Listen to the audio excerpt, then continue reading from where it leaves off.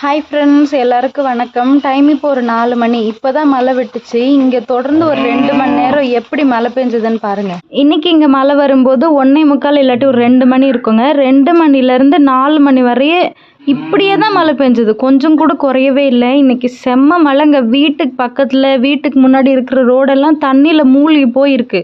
எப்படி தண்ணி போகுதுன்னு பாருங்கள். அதை விட செம்ம இடி. நீங்களே பாருங்கள் எப்படி மழை பெய்யுதுன்னு.